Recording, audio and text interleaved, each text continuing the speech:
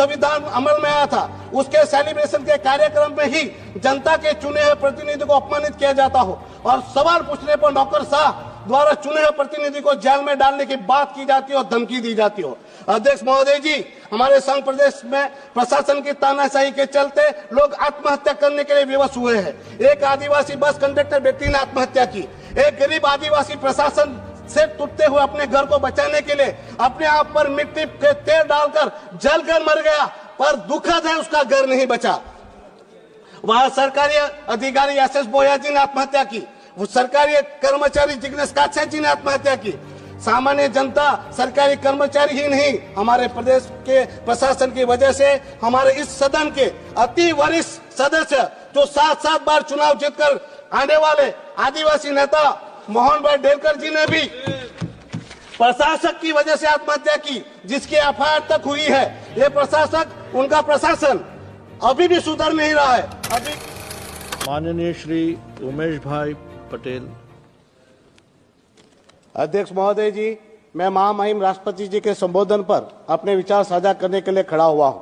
महामहिम राष्ट्रपति जी ने बजट संबोधन के दौरान कई मुद्दों पर चर्चा की जो पिछले समय में देश की विकास की प्रगति और आने वाले वर्षों के लिए अनुमानित दिशा को दर्शाते हैं। अध्यक्ष महोदय जी, मुझे बहुत भारी मन से आपको सूचित करना है कि मेरे क्षेत्र को माननीय राष्ट्रपति द्वारा उनके संबोधन में उल्लेखित लगभग सभी मानकों पर हमारे प्रशासन द्वारा पीड़ित किया जा रहा है। तानाशाही से मनमानी भरी कार्यवाही की जा रही है। लोगों के घर, मकान, दुकान तोड़े जा रहे हैं। लोगों के रोजगार छीने जा रहे हैं और यह रोजमर्रा के मामले का विषय बन गया है। अध्यक्ष महोदय जी, हमारे प्रदेश के प्रशासन की जमीनी कार्यवाही केंद्र सरकार की विकास और जल कल्याण पर घोषित प्रतिबद्धताओं के साथ पूरी तरह से भिन्न है। सरकार हर वर्ग के लोगों का हर प्रकार से विकास चाहती है, पर हमारा प्रशासन हर वर्गों के लोगों का हर प्रकार से विनाश कर रहा है। महामहिम ने 1950 से गणतंत्र बनने की भारत की यात्रा पर चर्चा करते हुए लोकतंत्र को नई ऊंचाइयों पर ले जाने की बात कही। हमारे प्रदेश प्रशासन ने लोगों के चुने हुए प्रतिनिधि सांसद जो इस सदन का प्रतिनिधित्व करता है, ऐसे सांसद को सार्वजनिक कार्यों और बैठकों में सभी भागीदारी से व्यवस्थित रूप से बाहर कर दिया है। सदन का अपमान है। अध्यक्ष महोदय जी, मुझे अभी हाल में जो 26 जनवरी यानी कि हमारे लोकतंत्र के महान पर्व गणतंत्र दिन के हमारे प्रदेश के सरकारी कार्यक्रम में आमंत्रित तक नहीं किया गया। जब हमने इस विषय पर वहां के अधिकारी डिप्टी कलेक्टर को सवाल पूछा तो उन्होंने कहा कि यह सार्वजनिक कार्यक्रम है जिसमें आप सांसद को विशेष रूप से आमंत्रित करने की कोई आवश्यकता नहीं है। जब हमने उनको पूछा कि दूसरे प्रतिनिधियों को आमंत्रित किया गया है, मुझे क्यों आमंत्रित नहीं किया गया, तो अधिकारी ने मुझे जेल में डालने की बात कही। महोदय जी, ये मेरे साथ पहली बार नहीं था। इससे पहले 19 दिसंबर हमारे प्रदेश का मुक्ति दिवस का अवसर था। उस दिन भी मुझे सरकारी कार्यक्रम में आमंत्रित नहीं किया गया। यहाँ तक कि हमारे प्रदेश के दौरे पर जब महामहिम राष्ट्रपति जी आई तो मुझे उनके स्वागत करने का मौका तक नहीं दिया। मेरी 1000 विनती के बावजूद मुझे महामहिम से मिलने तक नहीं दिया गया। मुझे लगभग सारे के सारे सरकारी कार्यक्रम में जानबूझकर दूर रखा जाता है। अध्यक्ष महोदय जी, हमारा प्रशासन मुझे बार बार नीचा दिखाने का प्रयास करता है और मुझे अपमानित करने का कार्य करता है। क्या ये केवल सांसद के रूप में मेरे अकेले का अपमान है? क्या यह लोकतंत्र का अपमान नहीं है? क्या ये मेरे प्रदेश के लोगों के अपमान नहीं है जिन्होंने मुझे चुनकर यहाँ भेजा? बल्कि ये मेरा ही नहीं, ये मेरे प्रदेश का ही नहीं, ये अपमान पूरे सदन का है, क्योंकि हम इस सदन का प्रतिनिधित्व करते हैं। साथ ही ये अपमान है यशस्वी प्रधानमंत्री नरेंद्र भाई मोदी जी का, जो हमारे सदन के नेता है। इतना ही नहीं, हमें अपमानित कर लोकतंत्र की बार बार निर्मम हत्या कर वो महामहिम राष्ट्रपति जी एवं गृह मंत्री अमित भाई शाह जी को शर्मसार करते हैं, क्योंकि हमारा संघ प्रदेश सीधा उनके मार्गदर्शन एवं निगरानी में चलता है। मैं अध्यक्ष महोदय, इस सदन के अपने सम्मानित सहयोगी से पूछना चाहता हूँ, क्या निर्वाचित प्रतिनिधियों की प्रभावी भागीदारी के बिना लोकतांत्रिक ढांचा सफल हो सकता है और अपने आप को बनाए रख सकता है? क्या ऐसे लोकतंत्र की नई ऊंचाइयां मिलेगी?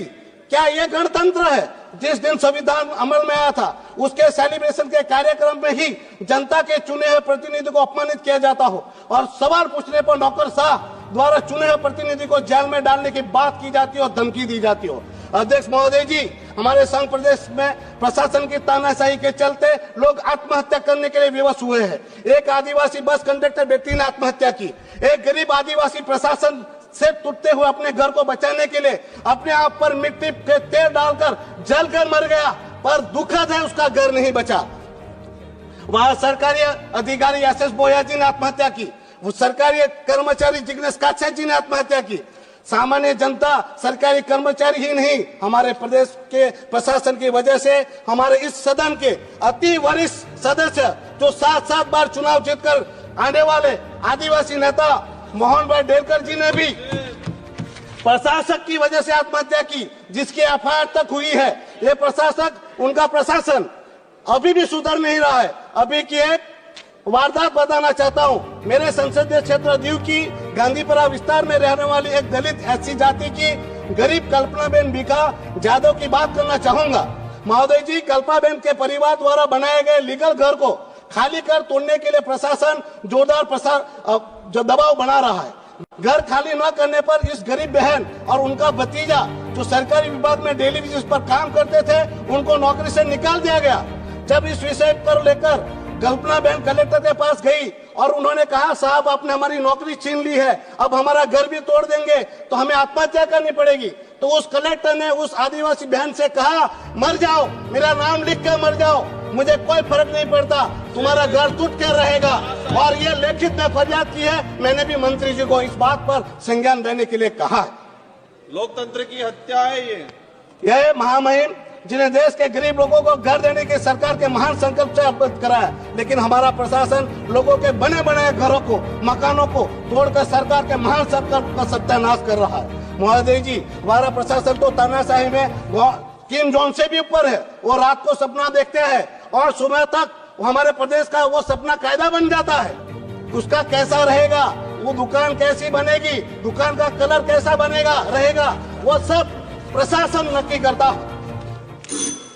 सर, मैं पूरा ही कर रहा हूँ। लोगों को धमका कर, डरा कर, जबरन अपने फैसले सौंपे जा रहे। ना माने तो घर, मकान, दुकान तोड़ने की धमकी दी जाती है। धमकी ही नहीं, घर, मकान, दुकान तोड़े भी जाते हैं। लाखों के दंड की नोटिस भेजी जाती है और दंड वसूले जाते हैं। फिर उनके काम धंधों को सीज किया जाता है। ऐसे अवैध कार्य करने पर कोर्ट ने भी उनको फटकार लगाई है, लेकिन वो सुधरने का नाम नहीं ले रहे। महोदय जी, ये आखिरी बात कहकर मैं पूरा कर रहा हूँ। अध्यक्ष महोदय जी, संविधान के निर्माता बाबा साहेब आम्बेडकर जी ने कहा था कि महोदय जी, संविधान के निर्माता बाबा साहेब आम्बेडकर जी ने कहा था कि भारत तब तक वास्तव में स्वतंत्र नहीं हो सकता जब तक शक्ति लोगों के